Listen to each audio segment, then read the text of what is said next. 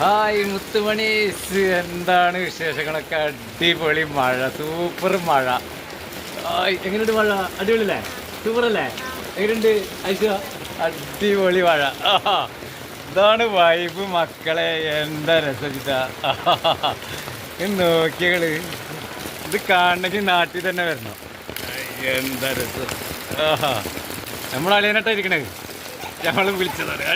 അളിയാ അല്ലേ മഴ.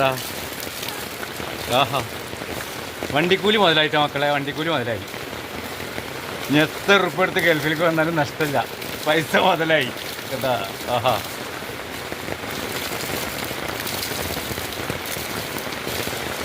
മഴ ആസ്വദിക്കണമെങ്കിൽ നാട്ടിൽ തന്നെ വരണം.